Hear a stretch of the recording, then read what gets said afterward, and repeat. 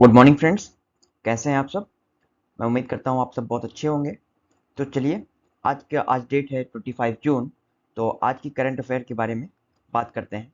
सबसे पहला क्वेश्चन है आपके सामने। सबसे पहला क्वेश्चन कह रहा है कि हाल ही में मोटर बाइक रेस मोटो जीपी 2023 का पहला टिकट किसके द्वारा जारी किया गया? तो आपको सबसे पहले मैं बता दूं कि मोटो जीपी क्या है। मोटो जीपी एक तरह की बाइक रेस होती है, जो कि मतलब बहुत फेमस रेस है। और आपको बता दें ये भी चीज़ कि ये पहली बार ऐसा हो रहा है कि यूरोप के बाहर ये कहीं पे होने जा रही है। तो ये कहाँ पे होने जा रही है? ये होने जा रही है, कहाँ पे होने जा रही है? ये होने जा रही है उत्तर प्रदेश में। उत्तर प्रदेश में।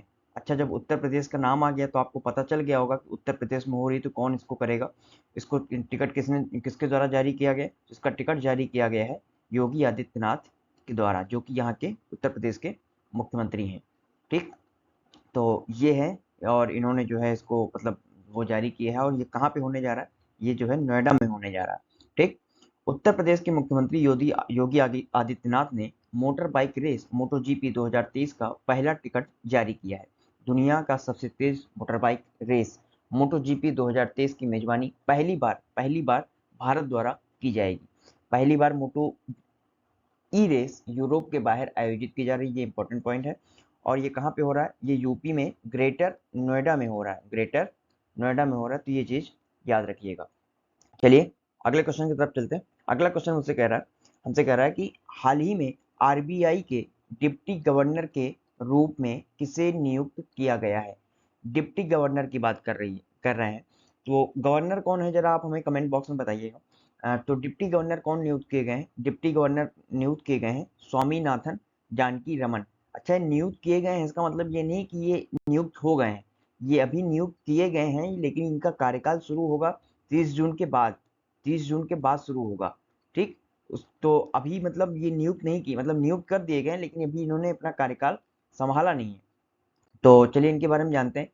केंद्र सरकार ने एसबीआई के प्रबंधक निदेशक एमडी स्वामीनाथन जानकी रमन को 3 साल के लिए भारतीय रिजर्व बैंक का डिप्टी गवर्नर नियुक्त किया है। कितने दिनों के लिए? 3 साल के लिए नियुक्त किया गया है। और किसकी जगह ले रहे हैं? ये जगह ले रहे हैं महेश कुमार जैन की जगह ले रहे हैं, जो कि कब तक है? जो कि 30 जून तक रहेंगी। 30 जून के बाद कौन आ जाएगा? 30 जून के बाद आ जाएंगे जो हमारे जो है स्वामीनाथन जानकी रमन जी हैं। ठीक। और चलिए, अच्छा इसके रिजर्व बैंक के बारे में आपको बता दें। रिजर्व बैंक के गवर्नर मैंने आपसे पूछा था, रिजर्व बैंक के गवर्नर हैं शक्तिकांत दास। और रिजर्व बैंक का मुख्यालय कहाँ पे है? रिजर्व बैंक का मुख्यालय है मुंबई में। रिजर्व बैंक की स्थापना कब हुई थी? रिजर्व बैंक की स्थापना हुई थी 1 अप्रैल 1935 में। तो ये कुछ इंपॉर्टेंट पॉइंट थे जो कि आपको याद रखने चाहिए।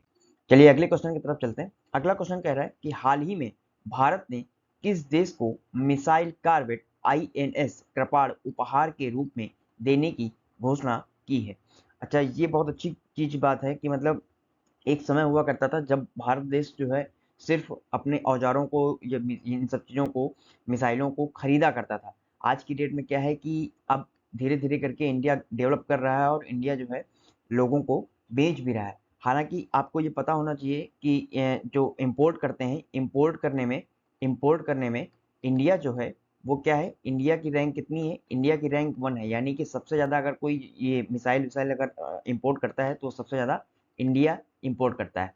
तो अब फिलहाल अच्छी चीज़ ये है कि इंडिया जो है एक्सपोर्ट भी करने लगा है। लेकिन फिलहाल तो अभी जो है उपहार में देने की बात की गई है, भेंट दिया गया है, गिफ्ट दे रहे हैं। और कौन दे रहा है? आईएनएस कपाल दिया जा रहा है। किसको दिया जा रहा है? ये दिया जा रहा है वियतनाम को दिया जा रहा है, वियतनाम को। ठीक। चलिए इसके बारे में आपको बता दें कुछ जानकारी।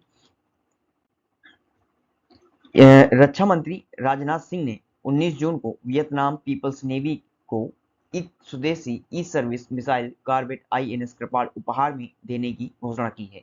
ये है हमारे जो है रक्षा मंत्री राजनाथ सिंह, और ये है वियतनाम के रक्षा मंत्री। और इनके साथ इन्होंने मिल के जो है इनको जो है आईएनएस कृपाण गिफ्ट देने की बात की है। चलिए वियतनाम के बारे में बात करें तो वियतनाम के प्रधानमंत्री कौन है? वियतनाम के प्रधानमंत्री हैं फाम मिन चिन। और वियतनाम की राजधानी क्या है? वियतनाम की राजधानी है हनोई। चलिए अगले क्वेश्चन की तरफ चलते हैं। अगला क्वेश्चन कह रहा है हाल ही में जारी हुरुन इंडिया की रिपोर्ट के अनुसार भारत का सबसे मूल्यवान लिस्टेड प्राइवेट कंपनी कौन सी है? लिस्टेड प्राइवेट कंपनी की बात कर रहा है, यानी कि सबसे ज्यादा मूल्यवान लिस्टेड प्राइवेट कंपनी कौन सी? विप्रो, एचडीएफसी, रिलायंस या फिर टाटा कंसल्टेंसी यानी कि टीसीएस। तो इसका राइट आंसर हो जाएगा रिलायंस इंडस्ट्री। रिलायंस इंडस्ट्री। आप दोनों को आप लोगों को इन्हीं दोनों में से डाउट रहा होगा, टीसीएस या रिलायंस में, लेकिन इसका राइट आंसर है रिलायंस इंडस्ट्री। ठीक, तो ये है हमारे जो है मुकेश अंबानी जी, जो कि रिलायंस इंडस्ट्री के मालिक हैं। तो चलिए आगे कुछ जानकारी लेते हैं। हाल ही में, अगला क्वेश्चन करते हैं, हाल ही में किस देश ने अपने सभी यूनिवर्सिटीज कैंपस में होली मनाने पर बैन लगा दिया है? होली मनाने पर किस देश ने बैन लगा दिया? तो आपको मतलब ये तो क्वेश्चन सिंपल सा है।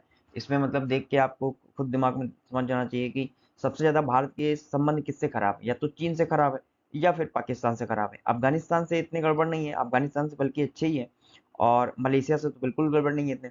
तो पाकिस्तान और चीन में ही होना चाहिए, लेकिन सबसे ज्यादा अगर गड़बड़ की बात की जाए तो सबसे ज्यादा पाकिस्तान से गड़बड़ है। तो पाकिस्तान ने जो है अपने यूनिवर्सिटीज में होली मनाने से मना कर दिया है, यानी कि उन्होंने कहा है कि ये यहाँ पर लीगल नहीं है, होली आप नहीं मना सकते यूनिवर्सिटीज में। और कहा क्या गया है उसके बारे में चलो देखते हैं कि यूनिवर्सिटीज में कैंपस में होली मनाने पर बैन लगा दिया गया है। और यहाँ के उच्च शिक्षा आयोग का क्या कहना है कि इस तरह की गतिविधियां देश के सामाजिक सांस्कृतिक मूल्यों से पूरी तरह अलग है और ये देश की इस्लामी पहचान के खिलाफ है। ऐसा यहाँ के जो है उच्च शिक्षा आयोग का कहना है। चलिए पाकिस्तान के प्रधानमंत्री के बारे में जान ले। प्रधानमंत्री पाकिस्तान के कौन है? प्रधानमंत्री हैं शहबाज शरीफ। पाकिस्तान के राष्ट्रपति कौन है? पाकिस्तान के राष्ट्रपति हैं आरिफ अलवी। और पाकिस्तान की राजधानी क्या है? पाकिस्तान की राजधानी है इस्लामाबाद। चलिए अगले क्वेश्चन की तरफ चलते हैं। अगला क्वेश्चन क्या कह रहा है? अगला क्वेश्चन कह रहा है कि हाल ही में Indraprastha gas limited IGL Indraprastha gas limited के नए प्रबंध निदेशक के रूप में किसे नियुक्त किया गया है? किसे नियुक्त किया गया है? संजय कुमार, चेतन कुमार, हरिहर शर्मा या फिर कमल किशोर चाटीवाल? तो इसका राइट आंसर हो जाएगा कमल किशोर चाटीवाल, जो कि इंद्रप्रस्थ गैस के नए प्रबंधक निदेशक के रूप में नियुक्त किए गए हैं। इंद्रप्रस्थ गैस की जो है स्थापना कब हुई थी? इंद्रप्रस्थ गैस की स्थापना हुई थी 1998, और इसका मुख्यालय कहाँ है? नई दिल्ली में है, ये आप याद रखिएगा। चलिए अगले क्वेश्चन की तरफ चलते हैं। अगला क्वेश्चन कह रहा है कि हाल ही में विश्व आर्थिक मंच द्वारा जारी ग्लोबल जेंडर गैप इंडेक्स में 2023 की सूची में भारत कौन से स्थान पर है? विश्व आर्थिक मंच द्वारा जारी किया गया है, और क्या जारी किया गया? Gender gap index. Gender gap index यानी कि कितने लड़कों में कितनी लड़कियां हैं, ये हमारा जो है विश्व आर्थिक मंच द्वारा जारी किया जाता है, जिसको हम जेंडर गैप इंडेक्स बोलते हैं। तो इसमें भारत का स्थान कौन सा है? इसमें भारत जो है 127वें स्थान पे है। अच्छा, इसमें टोटल कितने कंट्री शामिल है? 146। लेकिन और इस बार मतलब इंडिया की रैंक कितनी है? इंडिया की रैंक है 127। ठीक, चलिए विश्व आर्थिक मंच द्वारा जारी ग्लोबल जेंडर गैप इंडेक्स में जो है इंडिया की रैंक है 127। पिछले वर्ष की तुलना में 8 स्थान का सुधार हुआ है। ये चीज इंपॉर्टेंट है, इसको याद रखिएगा। ये पूछा जा सकता है कि कितने कितने मतलब अंकों का सुधार हुआ है, याद रखिए, ये क्वेश्चन भी पूछा जा सकता है। तो जो है कितने अंकों का सुधार हुआ है? 8 अंकों का सुधार हुआ है, क्योंकि पिछली बार 146 में 135 रैंक थी, और इस बार कितनी है? 127 रैंक है।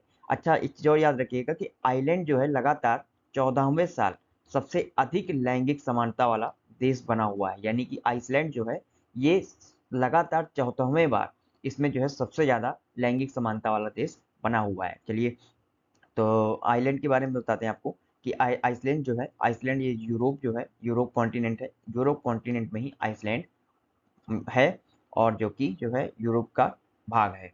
ठीक, चलिए अगले क्वेश्चन की तरफ चलते हैं। अगला क्वेश्चन कह रहा है कि प्रतिवर्ष अंतर्राष्ट्रीय ओलंपिक दिवस कब मनाया जाता है? अंतर्राष्ट्रीय ओलंपिक दिवस कब मनाया जाता है? 21 जून, 22 जून, 23 जून या फिर 24 जून? तो ये प्रतिवर्ष अंतर्राष्ट्रीय ओलंपिक दिवस जो मनाया जाता है वो 23 जून को मनाया जाता है। 23 जून को मनाया जाता है। ठीक, अंतर्राष्ट्रीय ओलंपिक दिवस 23 जून को मनाया जाता है। अंतर्राष्ट्रीय ओलंपिक समिति आईओसी की स्थापना के उपलक्ष्य में अंतर्राष्ट्रीय ओलंपिक दिवस मनाया जाता है।